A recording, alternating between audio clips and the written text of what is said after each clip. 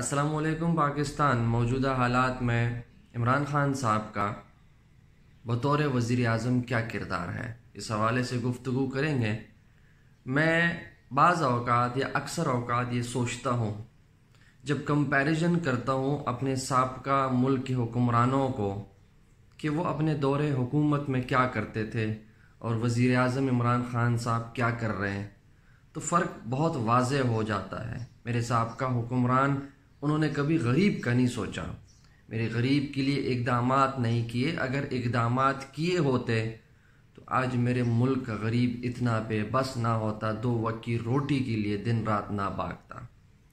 उन्होंने जो कुछ किया अपनी ज़ात के लिए किया। जिस किस्म के मंसूबे बनाए उन्होंने, जिस किस्म के प्रोजेक्ट्स उन्होंने लॉन्च किए, हर उस प्रोजेक्ट को लॉन्च किया जिसमें उनके बेनिफिट्स थे, उनको पैसा मिल सकता था। वो चाहे रोड्स हो, चाहे वो मेट्रो हो, चाहे वो ब्रिजेस हो, इस किस्म के मंसूबे अपने दौरे हुकूमत में ऐलानात करते रहे, उनको करते रहे और अपनी जेबें भरते रहे और बैरूनी मुल्क अपनी जायदादें बनाते रहे। आज ओवरसीज़ पाकिस्तानी बैरूनी मुल्क अपने अपनों से दूर हैं, तो क्या वजह है? उसकी सबसे बड़ी वजह यह है कि अपने मुल्क में जब रोज़गार के मौक़े ना हो तो मजबूरन आपको कूच करना पड़ता है।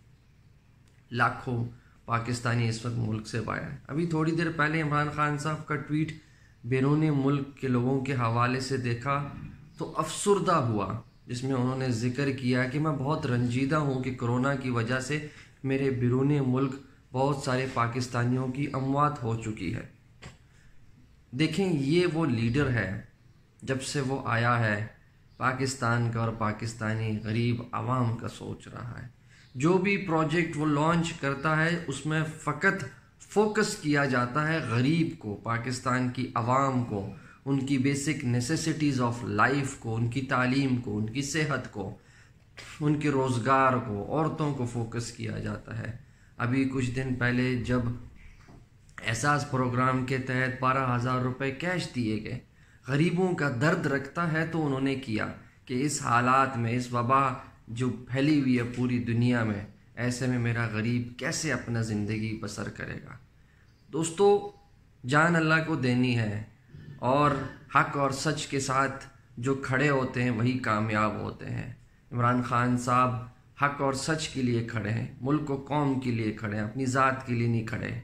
उन्होंने जो आराम व आसाइश उनको अपनी ज़िंदगी में मुयस्सर थी, वो शायद ज़िंदगी में बहुत कम लोगों को मुयस्सर होती है। अल्लाह ताला का ख़ास करम उस इंसान के ऊपर था, लेकिन उसके बावजूद उसने ये फ़ैसला किया कि मैं अपने मुल्क व कौम के लिए कुछ करना चाहता हूँ। मैं चाहता हूँ कि जब मैं अपने अल्लाह के हजूर हाजिर हूँ तो मैं इस बात पे सरखुरू हूँ कि या अल्लाह, मैंने अपने बंदों के लिए कुछ करने की कोशिश की है।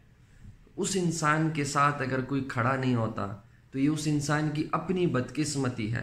आज के दौर में जिस तरह वो बैरूनी मुल्क लोगों से भीख मांगता है, अपने लिए नहीं, अपने गरीब लोगों के लिए भीख मांगता है। खड़े हो जाए उस इंसान के साथ। वो इंसान भी अफसुर्दा है, वो इंसान भी परेशान है। 14-15 घंटे, 16-16 घंटे वो मुल्क को कौम के लिए काम कर रहा है, चाहता है कि मुल्क को इस दलदल से निकाल सके।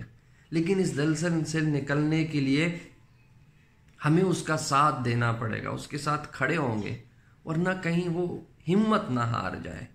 हमारा साथ इंतहाई ज़रूरी है उस इंसान के साथ। हर मुश्किल का साथ तभी दे सकेंगे जब हम मुत्तहिद होके एक साथ खड़े रहेंगे। मेरी आप सबसे गुजारिश है, ये इंसान जो आपके लिए लगा हुआ है, इस इंसान के साथ खड़े हो जाएं। उसके लिए नहीं, अपनी ज़ात के लिए, अपने लिए खड़े हो जाएं और अपने बच्चों के मुस्तकबिल के लिए खड़े हो जाएं। बहुत शुक्रिया। अस्सलाम वालेकुम।